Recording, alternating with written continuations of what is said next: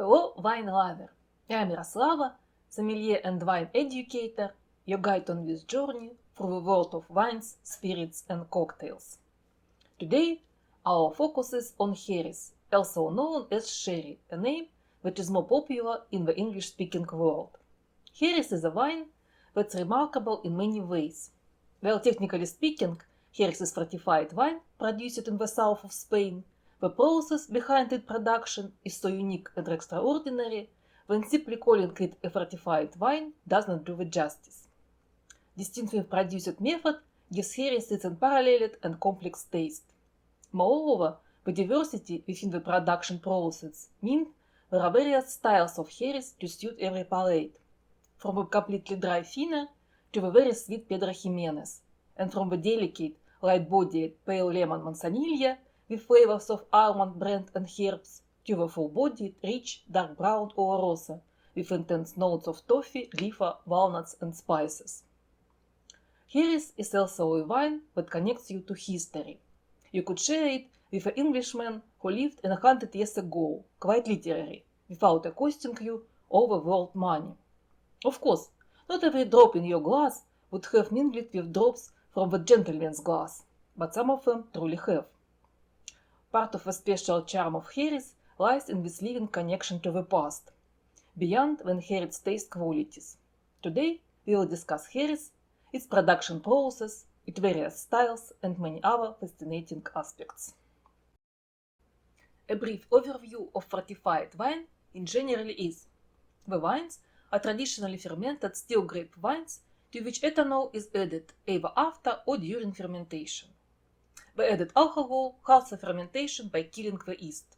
If ethanol is added during fermentation, the wine will be sweet, as in the case of Port, Madeira, and Vinho Natural.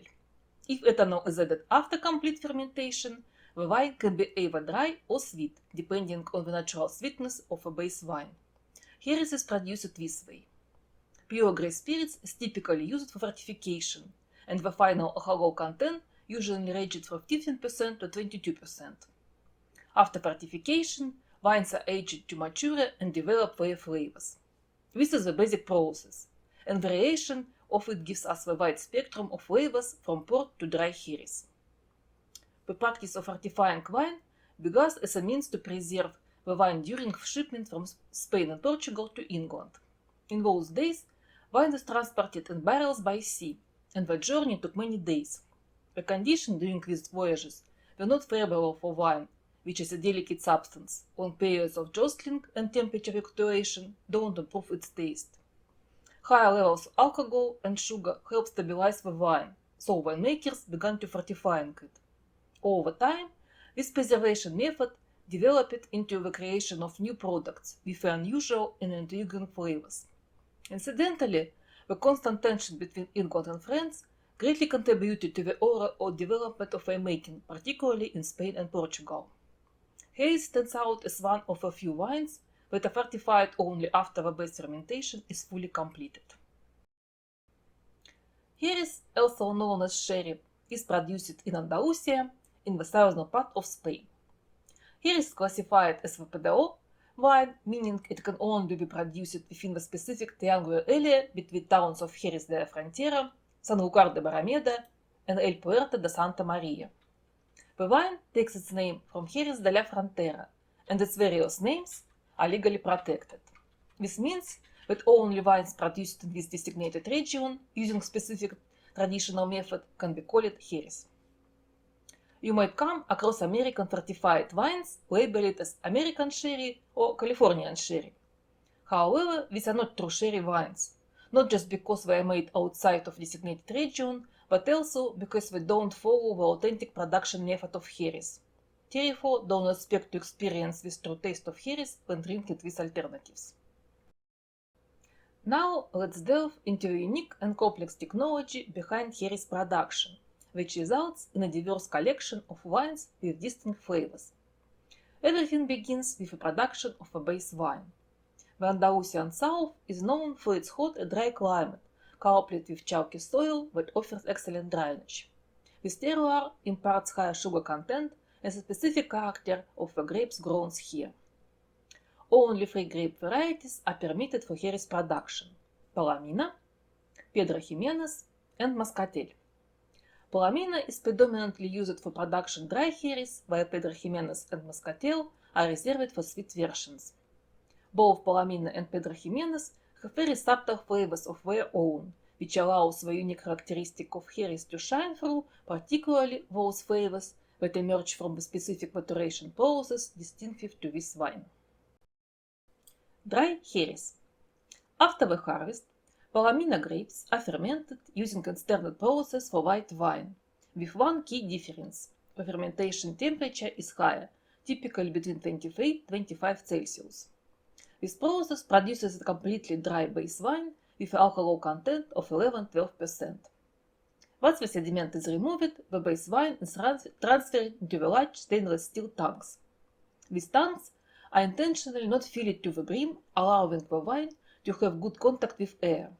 At this stage, the wines are tested and decision is made regarding which wines are suitable for flor development. Flor is a distinctive and crucial feature of Jerez. It is a layer of yeast that grows on the wine surface in the presence of oxygen. Several different strains of yeast contributed to the formation of flor, distinct from the yeast used for initial wine fermentation. Typically, wine yeast live within the wine, consuming sugar, producing ethanol. However, through evolution, Jerez has developed unique yeast strains that have adapted to feed on ethanol instead.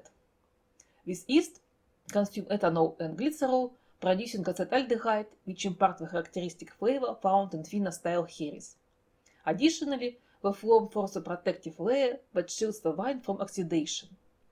However, flor is highly delicate and sensitive to temperature and humidity, and does not always develop successfully. The presence or absence of flor plays a key role in determining the style of Jerez. Sweet Jerez.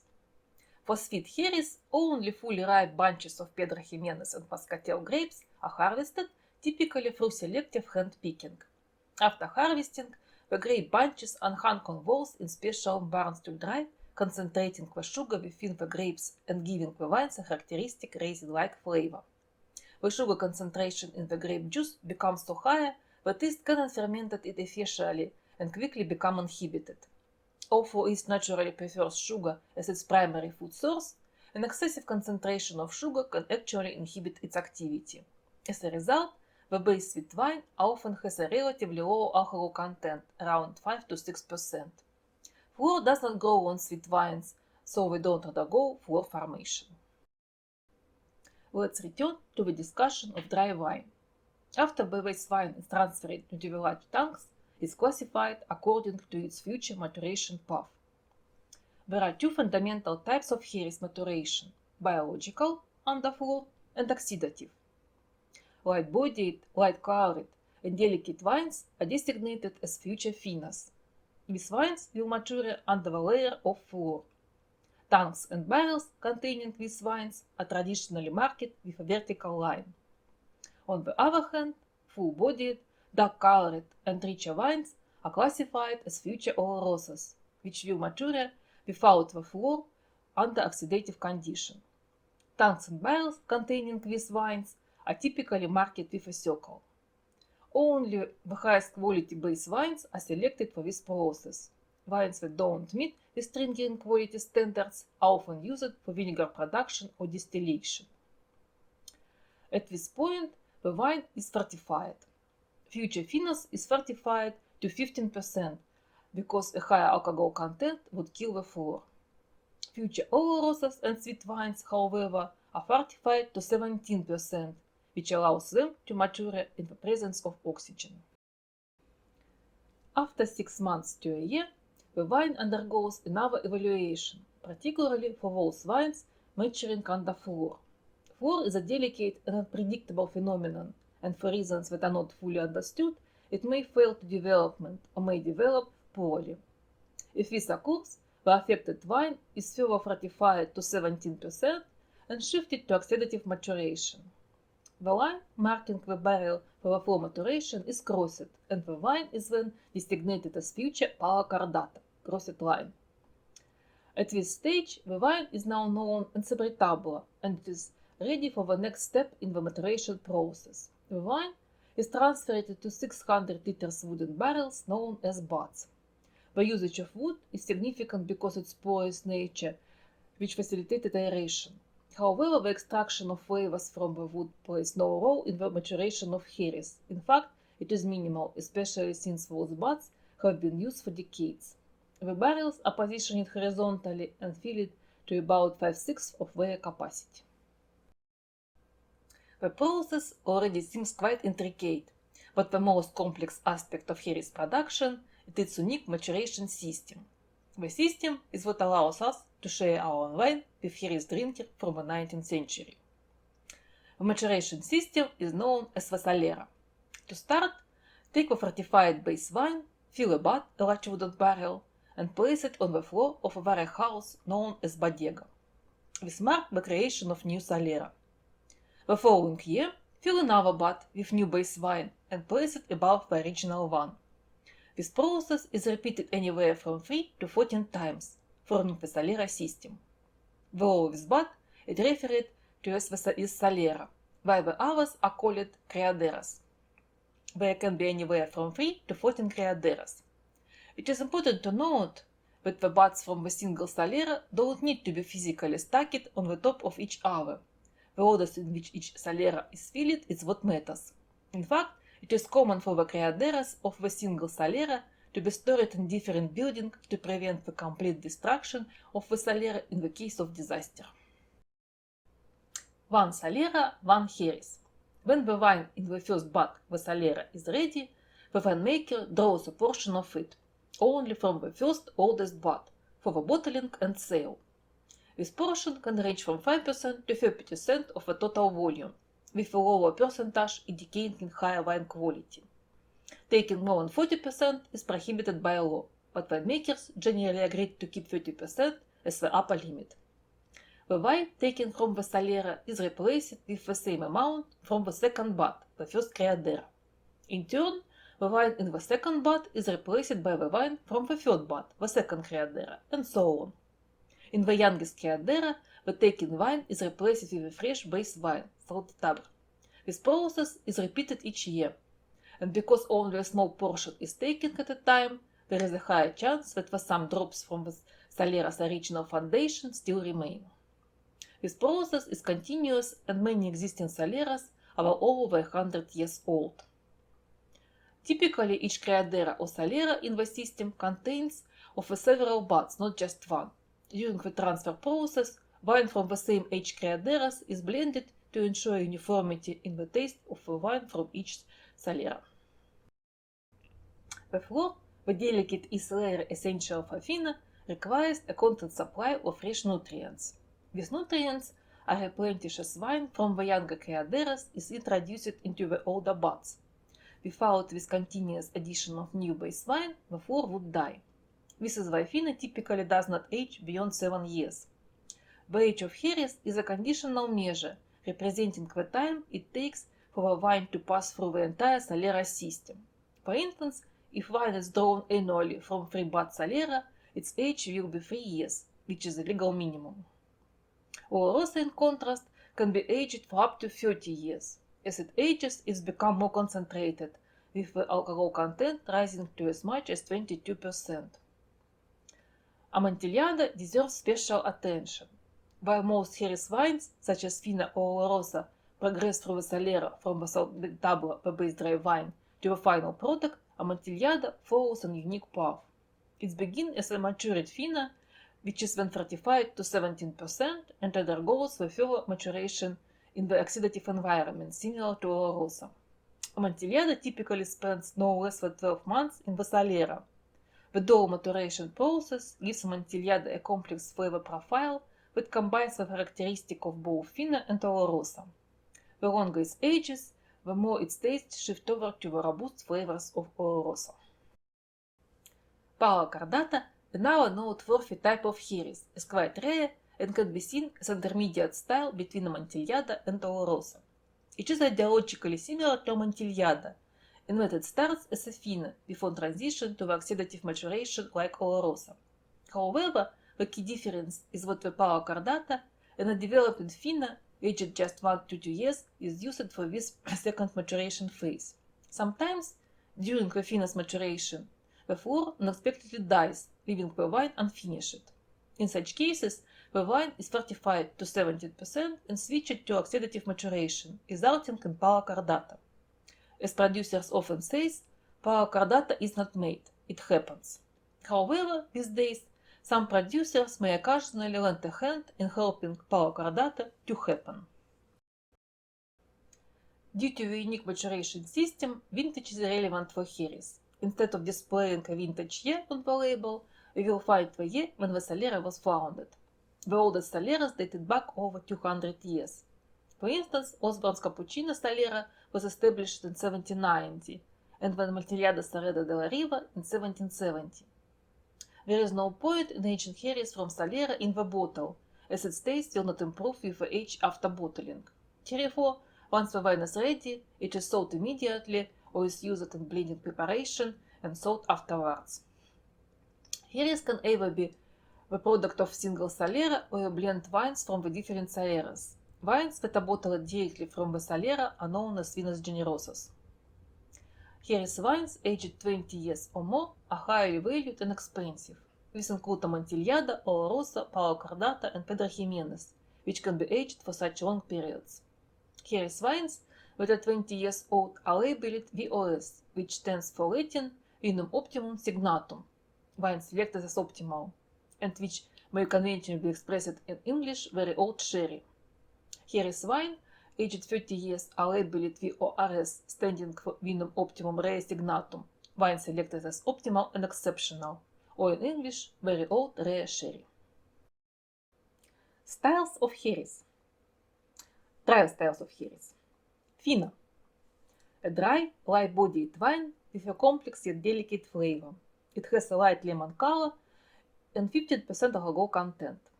Fina is matured under flor and has the shortest maturation period among Heres wines, ranging from 3 to 7 years. Its flavor profile includes almond, bread, and herbs, with a salty note, which is distinctive taste of flor.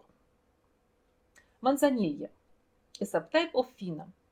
This wine is driest and most delicate among Finas. It has salty flavor and is produced exclusively in San Lucar de Barrameda, a seaside town with a higher humidity and cooler temperature, ideal condition for a thick and healthy flor. Oloroso. This wine is matured without flor, making it full-bodied, heavy, and more intense than Fina, with a dark brown color. Alcohol content ranged from 17 to 22%. Oloroso has a rich taste of toffee, liver, walnuts, and spices, characteristic of oxidative maturation. Amontillado. A hybrid between Fina and Oloroso. Amontillado starts as a Fina and is later fortified to 17%, transition to oxidative maturation. The color ranges from the amber to dark brown, and the flavor combines elements both Fina and Oloroso. Young Amontillado leans more toward Fina, while the older ones are closer to Oloroso. Alcohol content ranges from 17 to 22. Pala Cordata. A rare wine similar to Amontillado, but made from Fina that lost its flor unexpectedly before fully maturation. It can be described as intermediate style between Amontillado and Oloroso. Naturally sweet Heres. Pedro Ximénez and Muscatel are naturally sweet wines made from very respective grape varieties, matured only through oxidative aging. These wines can be enjoyed on their own or used in blends. Muscatel has a sugar concentration of 160 grams per liter, while Pedro Ximénez has 212 grams per liter. Muscatel offers dominant floral aromas of jasmine, honeysuckle, and orange blossom, with notes of lime and grapefruit. Pedro Ximénez has rich flavors of raisins, dates, and figs, complemented by notes of honey, coffee, dark chocolate, cacao, and licorice. Pedro Ximénez is one of the sweetest wines in the world. Despite its extreme sweetness, Pedro Ximénez maintains a fresh taste due to its complex flavor profile. Typical blends. For those who appreciate the flavor of the dry Heres but have a sweet tooth. Pale cream. A Fina sweetened with concentrated grape must. Medium sherry. A blend of naturally sweet Jerez, usually Pedro Ximénez, with Fina or Amontillado.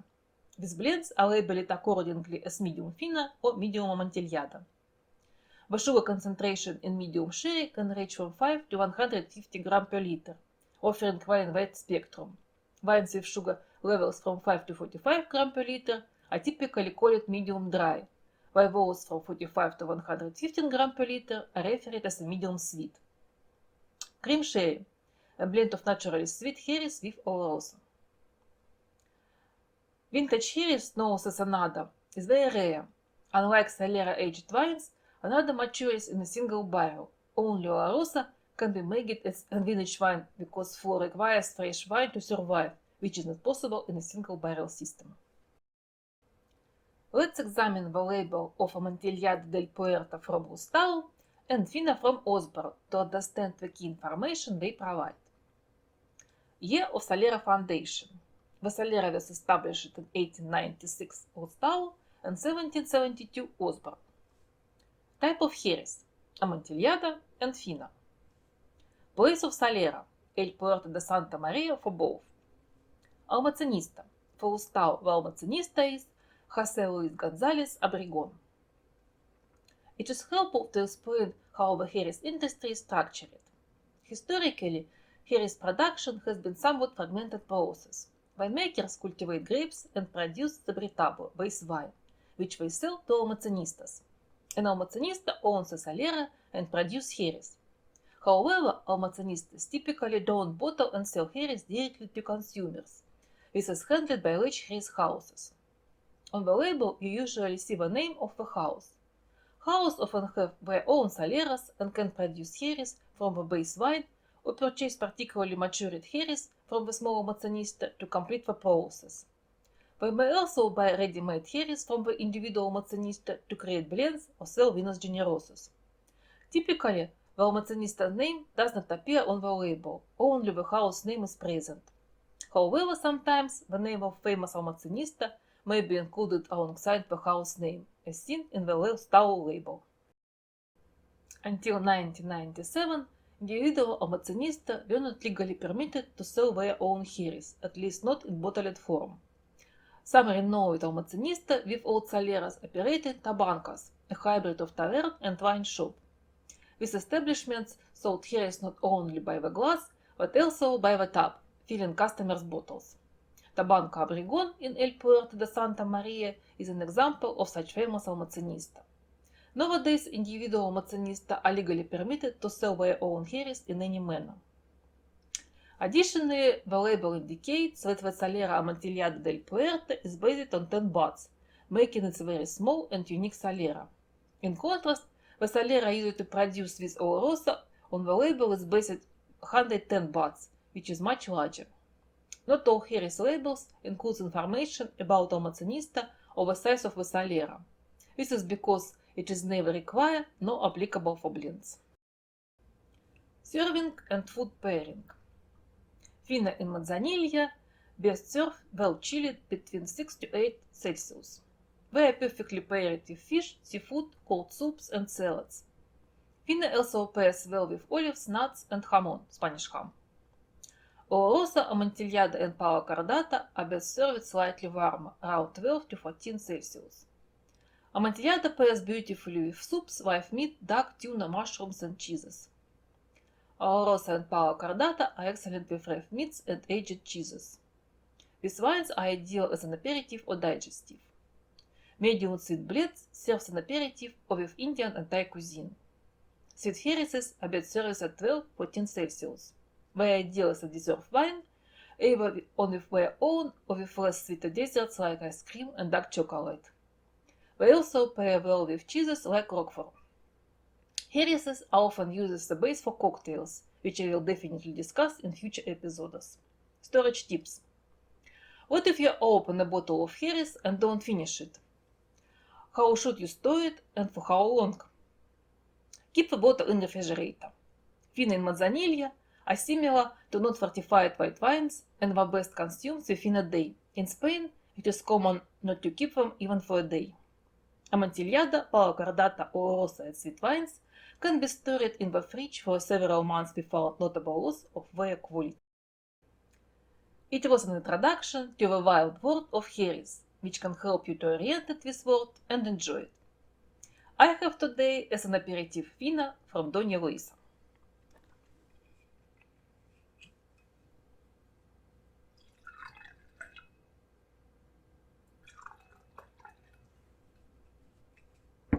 This one for you, this one for me. Pale gold fino,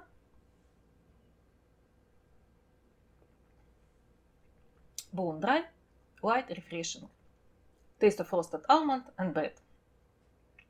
Stay with me, subscribe to my channel. Feel free to ask questions and don't hesitate to support me. Salud!